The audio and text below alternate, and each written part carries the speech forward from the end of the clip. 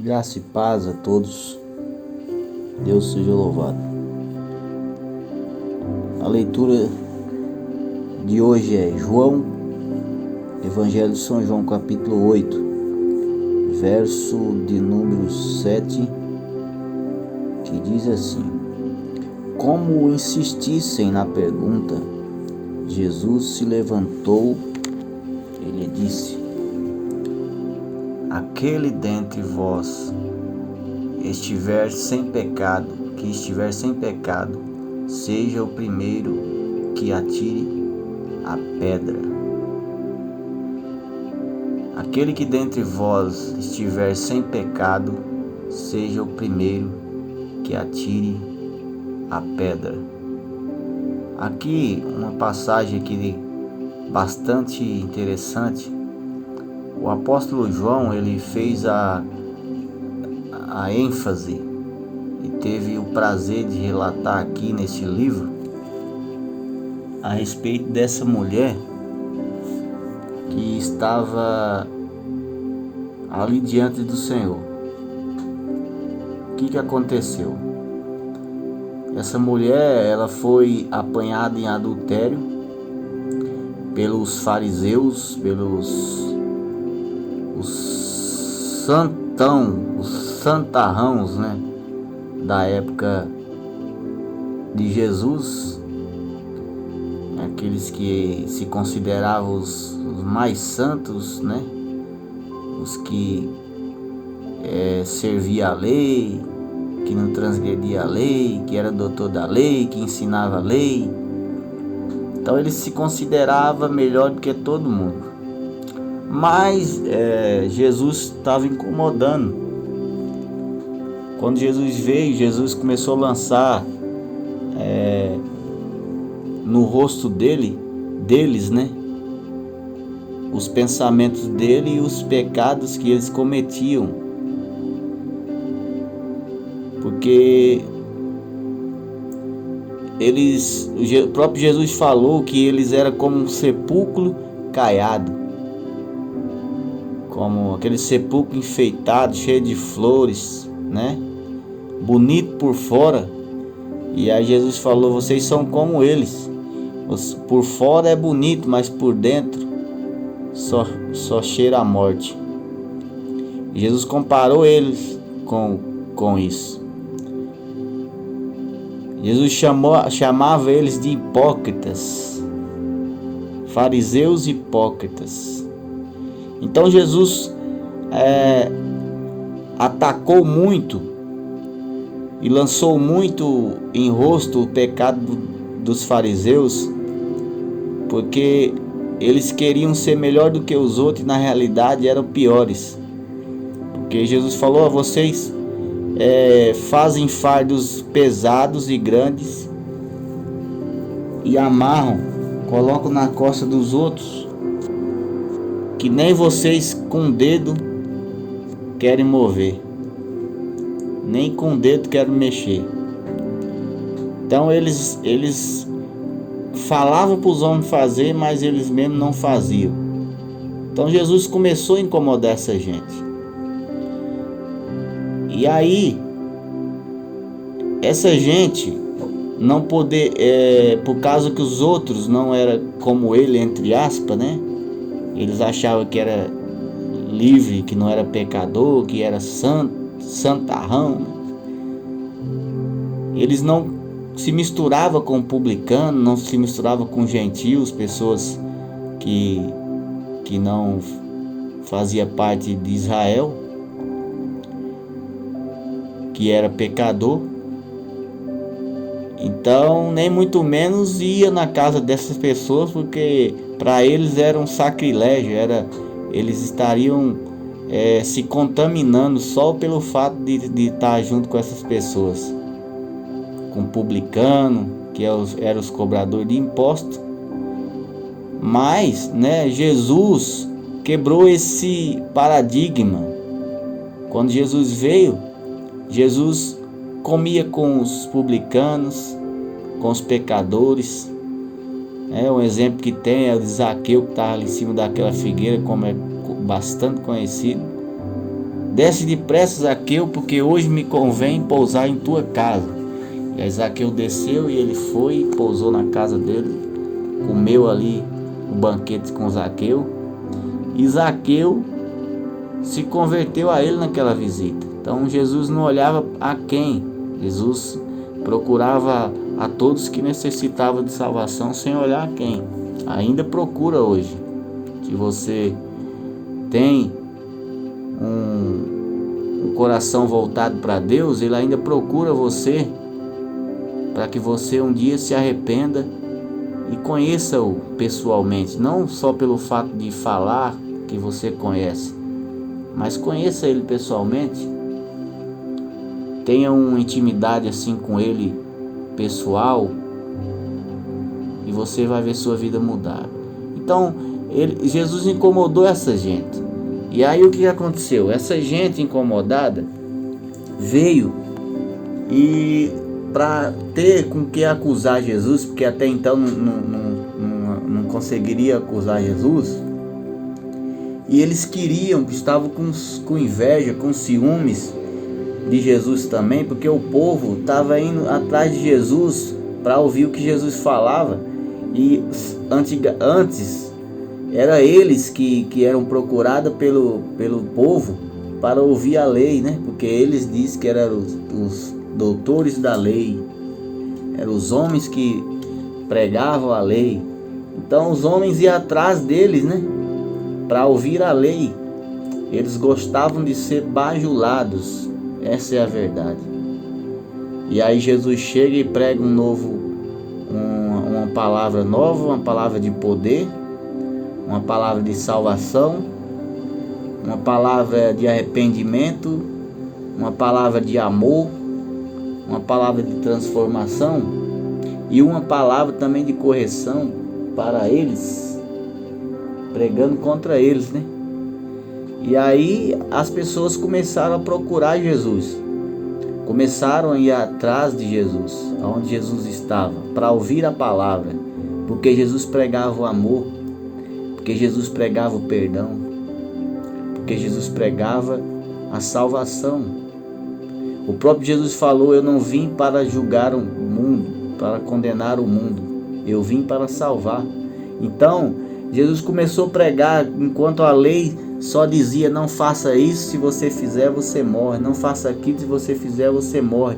É o que os fariseus pregavam, colocava fardos pesados que nem eles conseguiam carregar, e eles colocavam nas costas dos outros, para os outros carregarem. Então Jesus veio para tirar esse fardo, porque Jesus falava assim, vinde a mim todos que estáis cansados e oprimidos, que eu vos aliviarei. Tomai sobre vós o meu jugo e aprendei de mim, que sou manso e humilde de coração. Aí Jesus falou: porque meu jugo é suave e meu fardo é leve. Então Jesus veio para dar um fardo leve, né, para as pessoas. Quando a lei que os fariseus ensinavam trazia um fardo tão pesado que ninguém conseguiu cumprir a lei, ninguém conseguiu fazer com que a lei fazer aquilo que estava na lei. Então, quando Jesus veio, o povo se afluiu a ele. E aí os fariseus ficaram revoltados com isso, procuraram ocasião para quê? Para tentarem incriminar o Senhor. Por quê? Porque eles fazendo assim, eles iam fazer com que Cristo perdesse a credibilidade e futuramente até a crucificação, que foi o que aconteceu, como a gente sabe. Mas aí eles viram lá uma mulher e o homem que estava cometendo adultério. Aí o que eles fizeram? Na lei de Moisés falava assim, se o homem e a mulher for pego cometendo adultério, os dois teriam que ser levados ao conselho e teriam que ser apedrejados.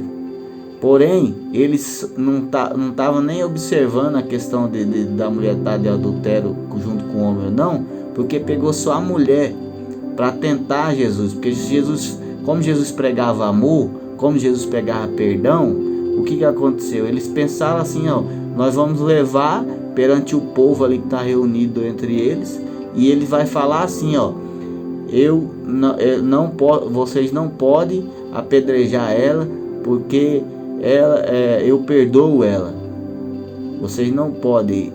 Então, no caso, se ele falasse assim, que as pessoas não poderiam apedrejar ela, ele estaria contradizendo o que Moisés falou.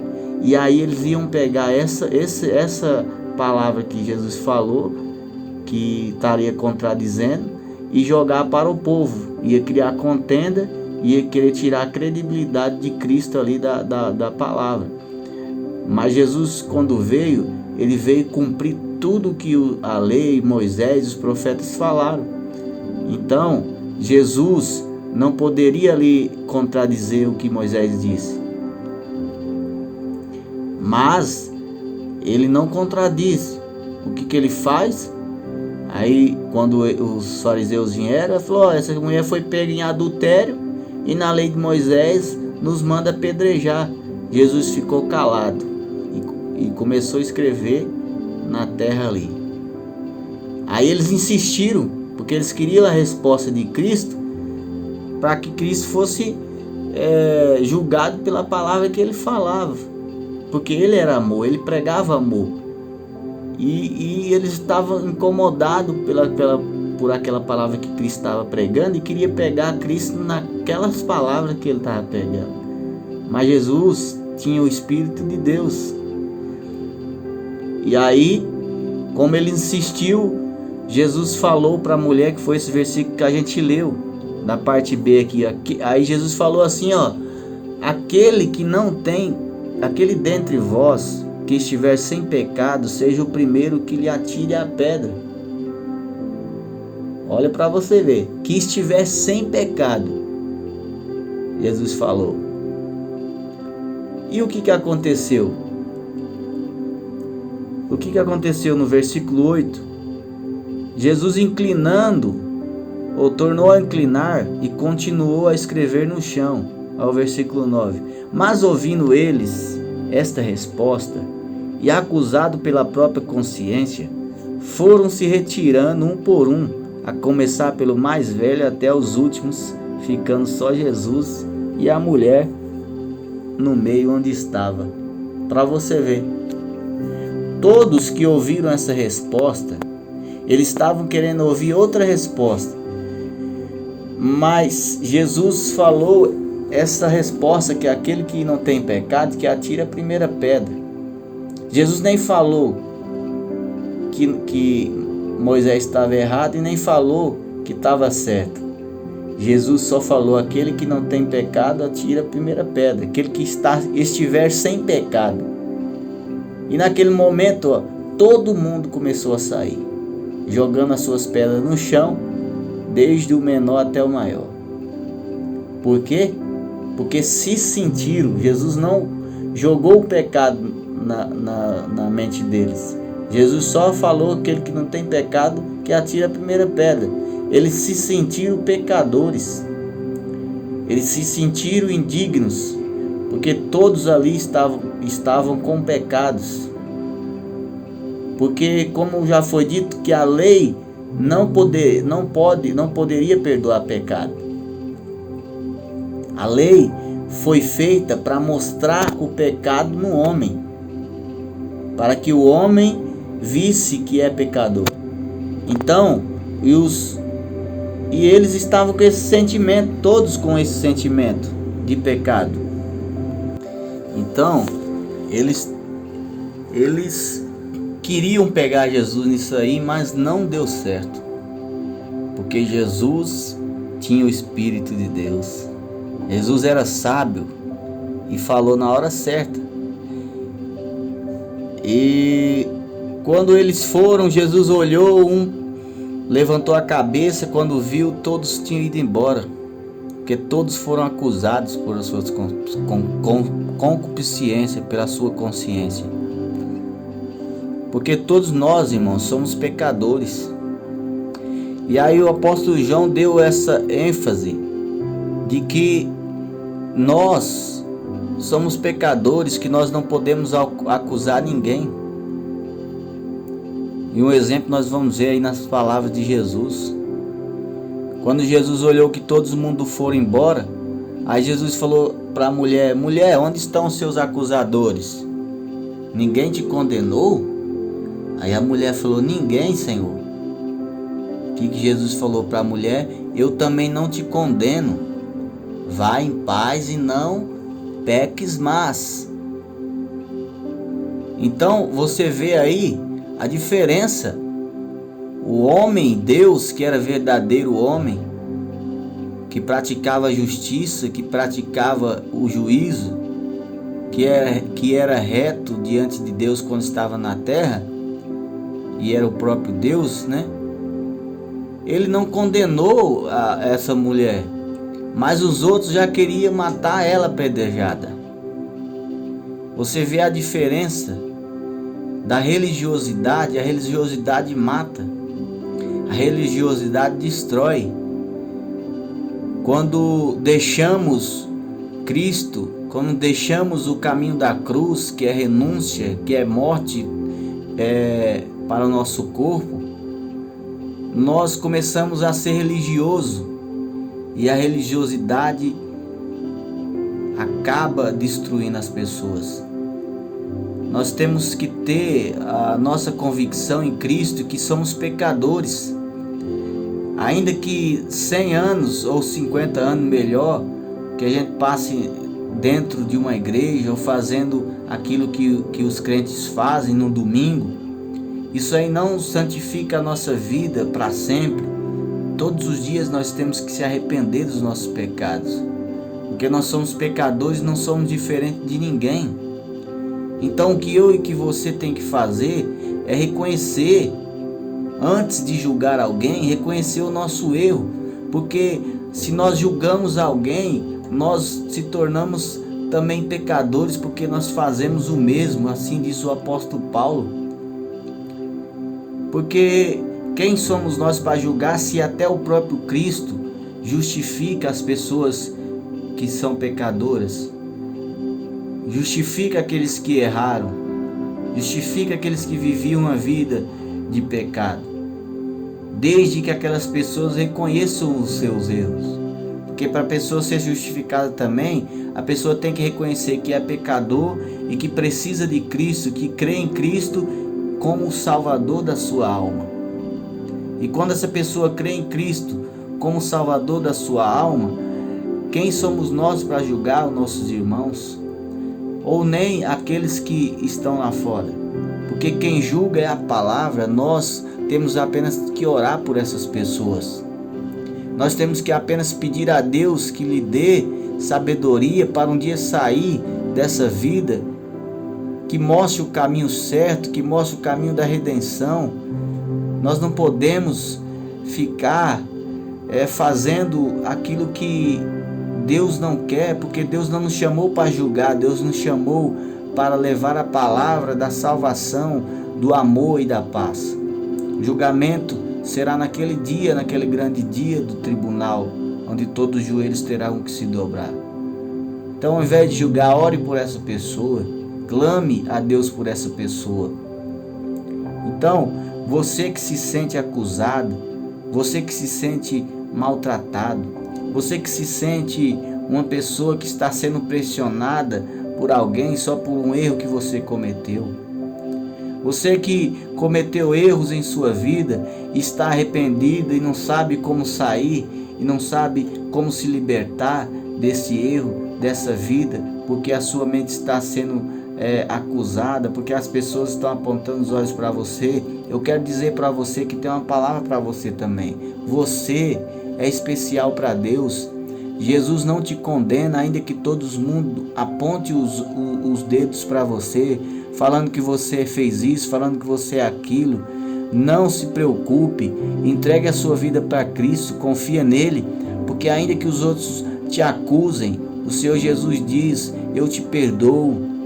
Vá e não peques mais. Vá e não peques mais, eu te perdoo.